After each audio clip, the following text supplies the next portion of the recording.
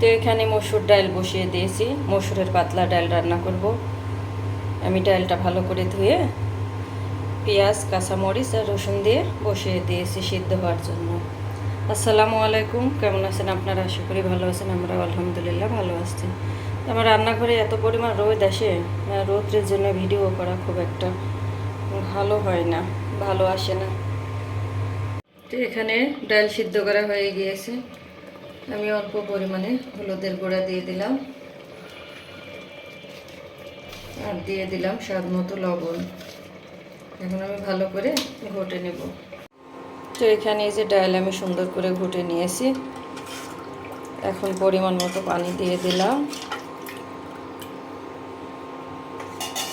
পানিটা ভালো করে ফুটে উঠুক।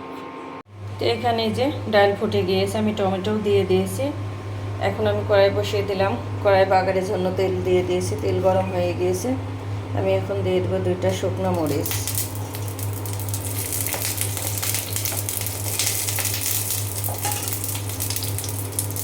তারপরে দিয়ে দিলাম হচ্ছে রসুন কুচি আর পেঁয়াজ কুচি।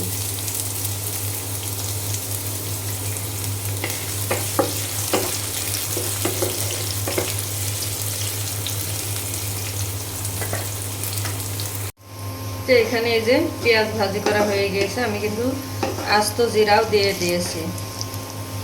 এখন আমি নামিয়ে নিলাম। ধনিয়া পাতা কুচিও কিন্তু আমি দিয়ে দিয়েছি, দেখাতে মনে নাই।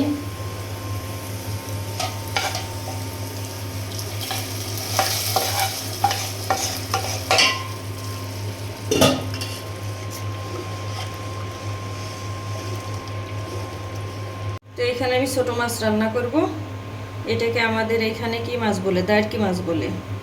তো এখানে ভালো করে ধুয়ে কুটে রেডি করে নিয়েছি।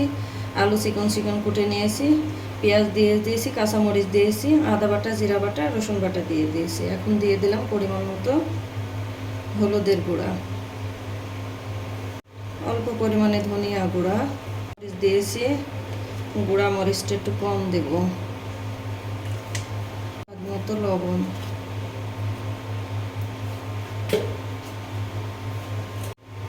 দিয়ে দিলাম তেল।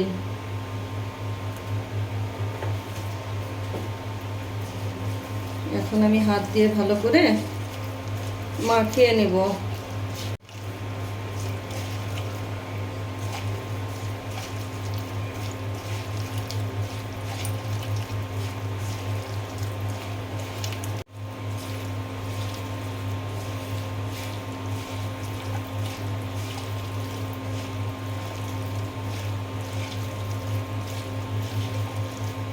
অল্প পরিমাণ পানি দিয়ে দেব।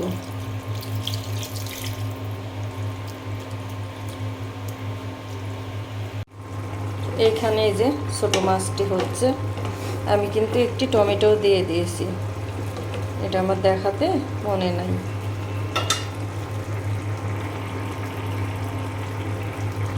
এখন আমি দিয়ে দেব ধনিয়া কুচি পাতা।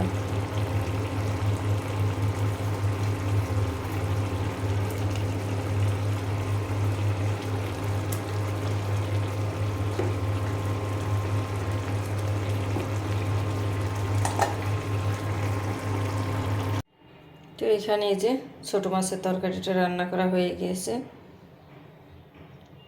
তো আমি এখন নামিয়ে নেব।